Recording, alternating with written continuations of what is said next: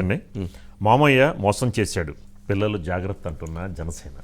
అదే నాదెండ్ల మనోహర్ గారు జగన్మోహన్ రెడ్డి గారు మిమ్మల్ని మామయ్య మామయ్య అని పిలిపించుకొని మిమ్మల్ని అందరినీ మాయ చేసి మోసం చేశారు, మిమ్మల్ని మాయ చేసి మోసం చేయడం కోసం మామయ్య మామయ్య అని పిలిపించుకున్నారు అని చెప్పని ఈరోజు ప్రెస్ కాన్ఫరెన్స్ పెట్టారు విజయవాడలో.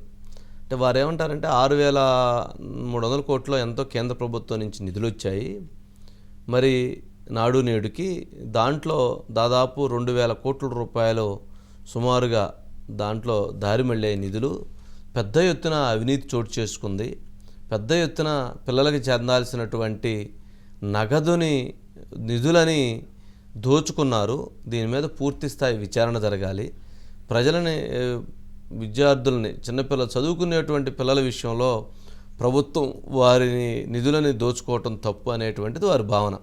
అందుకని వారు పిల్లలకు అర్థమయ్యే విధంగా మామయ్య మామయ్య అని పిలిపించుకుంటూ మిమ్మల్ని మాయ చేసి మీ డబ్బులు దోచేశాడు అని చెప్పని మనోహర్ గారు ఈరోజు మొత్తానికి మాట్లాడారు విజయవాడలో.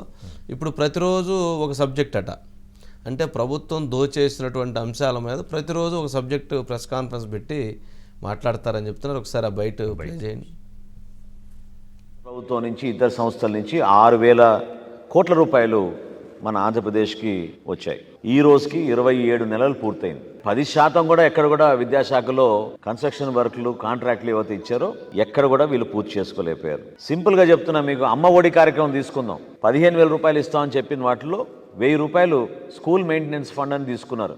అది ఈ రోజుకి రాష్ట్రంలో 400 కోట్ల రూపాయలకి ఆ నిధులు పూర్తిగా ఇవ్వాలి. 180 కోట్ల రూపాయలు ఈ రోజుకి కూడా ప్రభుత్వం వాళ్ళకి అకౌంట్లో క్రెడిట్ చేయలేదు. విద్యాశాఖలో కేంద్ర ప్రభుత్వం ఇతర సంస్థలు కేటాయించిన నిధుల్ని దారి మళ్లించి మోసం చేస్తున్నారో రాష్ట్ర ప్రజలకి అర్థం అవ్వాలి. కేంద్ర ప్రభుత్వం నుంచి సో ఈ నేపథ్యంలో పిల్లలు జాగ్రత్త, మిమ్మల్ని మోసం చేశారు.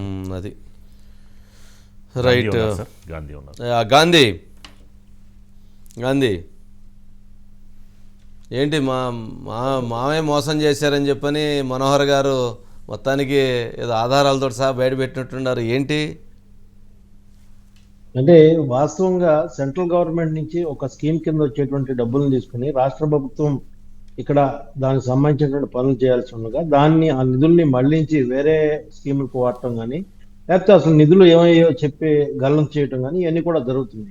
మనం చూస్తే కనుక సర్వశిక్షణ అనేటువంటి ఒక స్కీమ్ కింద సెంట్రల్ గవర్నమెంట్ నుంచి 6,300 కోట్ల రూపాయలు ఆంధ్రప్రదేశ్ గవర్నమెంట్కి వచ్చాయి. వచ్చిన దాంట్లో 3,900 కోట్లు మాత్రమే నాడు నేడు కింద పాఠశాలలు బాగు చేస్తామని చెప్పి 2 ఏళ్ల క్రితం నాడు నేడు కింద పాఠశాలలన్నీ బాగు చేస్తామని చెప్పి పని ప్రారంభించారు. కొన్ని చేశారు, కొన్ని చోట్ల చాలా చోట్ల అసలు వర్క్ అవ్వలేదు. ఆ మిగిలిన ఫండ్స్ అయినా ఏమైనా తెలియదు. అది సెంట్రల్ గవర్నమెంట్ ఈ ఆడిట్ లో కానీ కాగు నివేదికలో కానీ ఇది బయటపడ్డాయి అన్ని కూడా. అయితే ఏంటంటే ప్రధానంగా అంటే వాళ్ళు మొదటి నుంచి కూడా అంటే ఈ జనసేనకు సంబంధించి మనోహర్ గారు ఒక పర్టికులర్ గా ఒక సబ్జెక్ట్ తీసుకుంటాం, దాన్ని ఆధారాలతో సహా గతంలో కూడా జనసేన అధినేత పవన్ కళ్యాణ్ ఏదైతే మహిళల్ని లేకపోతే యువతలను కూడా ట్రాఫికింగ్ జరుగుతుంది, ఇట్లా వాలంటీర్లు అందరూ కూడా వీళ్ళని చేస్తానని చెప్పి ఏ రకంగా అయితే సెంట్రల్ గవర్నమెంట్ ఇచ్చిన డేటా ప్రకారం మాట్లాడారో అదే రకంగా సెంట్రల్ గవర్నమెంట్ దగ్గర లెక్కలు తీసుకుని ఆయన మొత్తం గణాంకాలకు ఆధారంగానే చెప్పడం జరిగింది.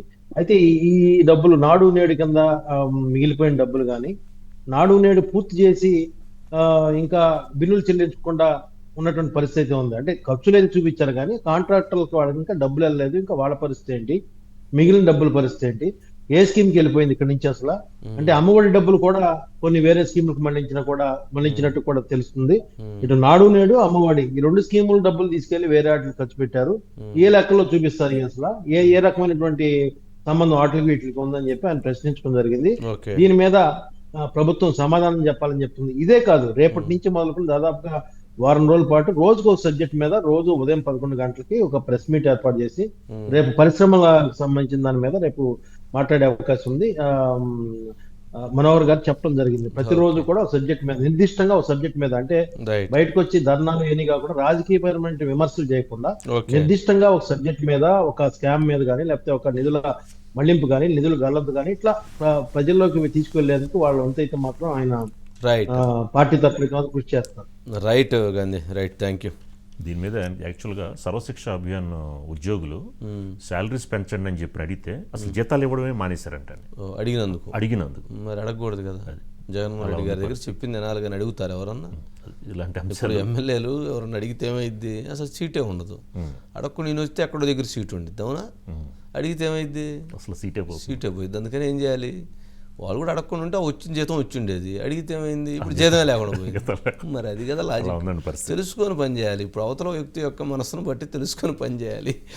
అంటే ముఖ్యమంత్రి గారి ఆలోచన భావాల విషయంలో కొన్నిటి విషయంలో ఆయన ఎందుకో చాలా కరాఖండిగా వ్యవహరించేటువంటి విధానాలు ఉంటాయి.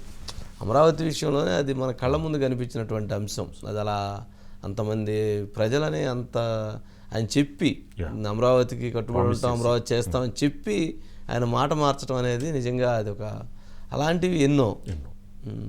సరే నెక్స్ట్.